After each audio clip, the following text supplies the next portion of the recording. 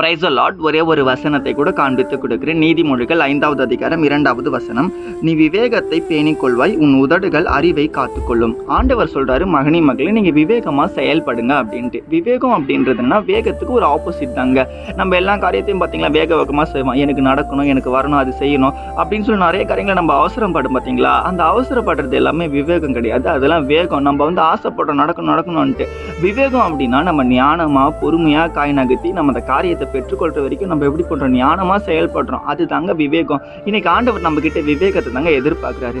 போட்டிக்கு நீங்க போறதுக்கு முன்னாடி என்ன பண்ணுவீங்க, பயிற்சி எடுப்பீங்க. ஒரு ஓட்டப்பந்தயத்தில் ஓடுற வீரர்கள் கூட பயிற்சி எடுப்பாங்க. படிக்கிற படிப்புல நீங்க எக்ஸாம்ஸ்ல பாஸ் ஆகிறதுக்கு நீங்க ஒழுங்கா படிப்பீங்க, அதுவும் ஒரு பயிற்சி தானே. இப்ப நான் வசனம் பேசுறேன்னா அதுக்கும் நான் என்ன பண்ணணும், வீட்டுல உட்காந்து பயிற்சி எடுக்கணும் தானே. எல்லாரும் நம்ம வாழ்க்கையில பயிற்சி எடுத்தா மட்டும்தான் வெற்றியை பார்க்க முடியுங்க. தொட்டதெல்லாம் தோல்வியில முடிஞ்சா கூட நம்ம தொடர்ந்து ஓடிக்கிட்டே இருந்தா எனக்காவது ஒரு நாள் தொட முடியாத உயரத்துக்கு நம்ம போகணும்னு நம்ம விசுவாசிக்கணும்.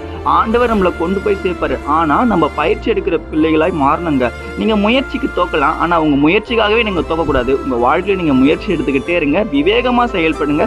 நீங்க என்ன காரியத்தில் நீங்க நினைச்சு எதிர்பார்த்து காத்து கொண்டிருக்கீங்களோ, நீங்க எடுக்கிற அந்த பயிற்சிகளோ முயற்சிகளோ உங்களை தோல்வி அடைய வைக்காது. கண்டிப்பா நீங்க வெற்றி அடைவீங்க. இந்த நாள் வெற்றியின் நாளா உங்களுக்கு அமையும் நான் விசுவாசிக்கிறேன். நீங்க விசுவாசிக்கிறீங்கன்னா ஆமேன் போட்டுக்கோங்க. அடுத்த வீடியோல உங்களுக்காக ஜெபம் பண்ணிக்கிறேன். கர்த்தர் தாமே உங்களை ஆசீர்வதிப்பாராக. God bless you.